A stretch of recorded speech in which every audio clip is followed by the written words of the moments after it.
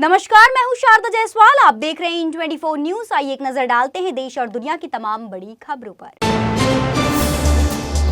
मुंबई के अंधेरी पश्चिम से एक हैरान कर देने वाला मामला आया सामने। मराठी फिल्म डायरेक्टर के घर पर हुई चोरी की वारदात। पालतू बिल्ली के शोर मचाने पर हुआ खुलासा। 6000 रुपए नकदी लेकर फरार हुआ चोर। अंबोली पुलिस स्टेशन में अज्ञात चोर के खिलाफ मामला हुआ दर्ज। सोशल मीडिया पर वायरल हुआ वीडियो।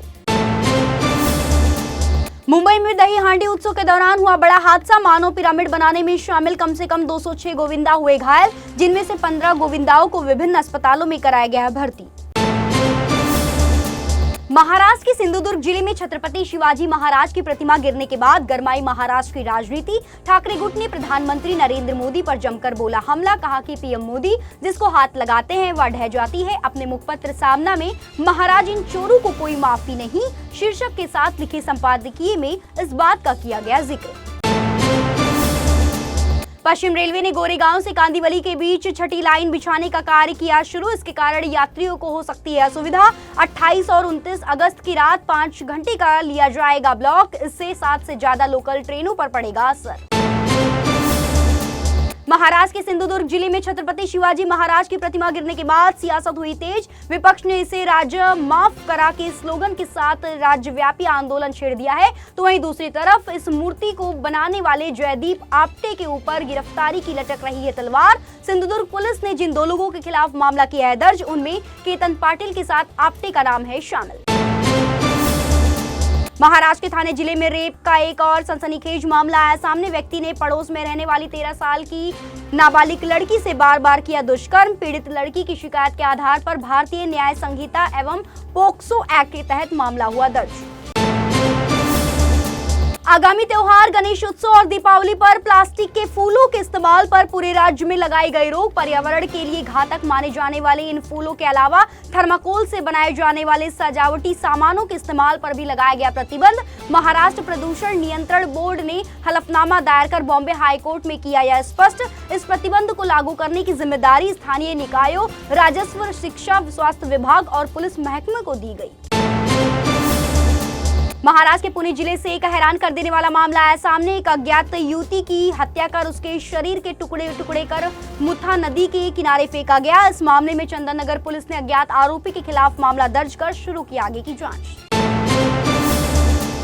महाराष्ट्र के थाने जिले से चौंका देने वाला मामला आया सामने। एक कपल ने अपने 5 दिन की मासूम बच्चे को महज 1 लाख रुपए में निसंतान दंपति को बेचा।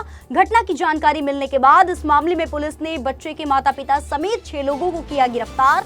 जांच में सामने आया कि आर्थिक तंगी से परेशान होकर दंपति ने उठाया कदम।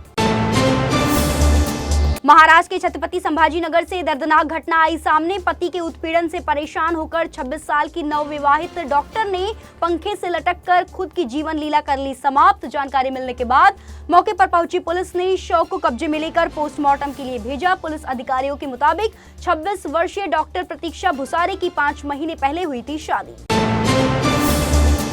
महाराष्ट्र के सिंधुदुर्ग जिले में छत्रपति शिवाजी महाराज की प्रतिमा गिरने के बाद गरमाई राज्य की सियासत। शरद चंद्र पवार प्रमुख शरद पवार की पार्टी ने पुणे और सिंधुदुर्ग में किया विरोध प्रदर्शन। वहीं सिंधुदुर्ग पहुंचे बीजेपी नेता नारायण राणे ने विपक्ष पर साधा निशाना। कहा विपक्ष ने नहीं किया है कोई काम। कहा कांग्रेस के राज में तो कितनी बिल्डिंग गिरी। शिवाजी महाराज की प्रतिमा गिरने के बाद महाविकास अघाड़ी हुई आक्रामक। मुंबई में आज पार्टी की बैठक में की गई घोषणा। 1 सितंबर से सरकार के विरोध में महाविकास अघाड़ी करेगी जोड़ो मारो आंदोलन। शिवसेना यूबीटी नेता आदित्य ठाकरे ने दिया बयान। कहा बीजेपी ने किया है भ्रष्टाचार। बीजेपी एक भ्रष्ट जनता पार्टी है। कहा अगर राज्य में कुछ हुआ तो उसके जिम्मेदार होंगे महाराष्ट्र के उप मुख्यमंत्री देवेंद्र फडणवीस। मुंबई कांग्रेस अध्यक्ष नाना पटोले ने महायुति सरकार पर साधा निशाना। कहा राज्य की सरकार है कमीशन खोर, राज्य की लड़कियां नहीं है सुरक्षित। कांग्रेस नेता ने किया सवाल। कहा आखिर सरकार कर क्या रही है। भारी बारिश के बीच गुजरात में हुआ बड़ा हादसा। गुजरात के जामनगर में पानी के सैलाब के बीच खंबे पर फंसा युवक। वायुसेना के हेलीकॉप्टर की मदद से युवक को बचाया गया। घटना का वीडियो हुआ वायरल। गुजरात में भारी बारिश से मचा हाहाकार। 2 से 3 दिन के लिए बारिश का किया गया अलर्ट। गुजरात के बड़ोदरा में आज स्कूलों को किया गया बंद। मौसम विभाग ने देश के अलग अलग राज्यों के लिए जारी किया बारिश का अलर्ट।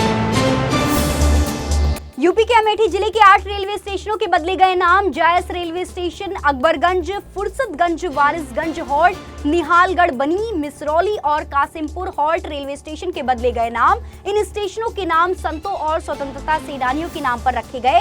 अमेठी की पूर्व सांसद और बीजेपी नेता स्मृति ईरानी ने की थी इन जगहों की सांस्कृतिक पहचान और विरासत को संरक्षित करने की मांग। बंगाल के कई जिलों में दिखा बंद का असर। उत्तर 24 परगना में बीजेपी कार्यकर्ताओं ने की ट्रेन रोकने की कोशिश। मौके पर मौजूद पुलिस ने संभाला मोर्चा। हावड़ा में भी दिखा बंद का असर। रेल पटरियों पर बैठे बीजेपी के कार्यकर्ता।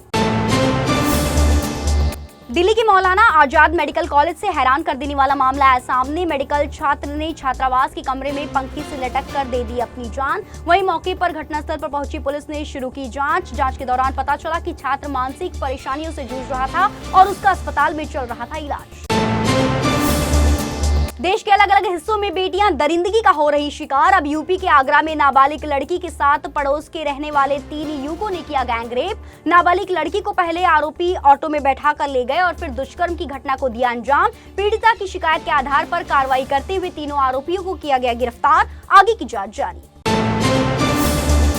बंगाल बंद के दौरान कई इलाकों से हिंसा की खबरें आई सामने। बीजेपी नेता शुभेंदु अधिकारी ने किया दावा। कहा टीएमसी के कुछ लोगों ने भटपारा में एक स्थानीय भाजपा नेता की गाड़ी पर की फायरिंग। हमले में ड्राइवर हुआ घायल। इलाज के लिए फौरन अस्पताल में कराया गया भर्ती। घटना का वीडियो कैमरे में हुआ कैद। उत्तर प्रदेश की योगी आदित्यनाथ सरकार पर्यटन विभाग में मान्यता प्राप्त संस्थान से या यूनिवर्सिटी से बीए, एमए करने वाले युवाओं के लिए लेकर आई है शानदार मौका।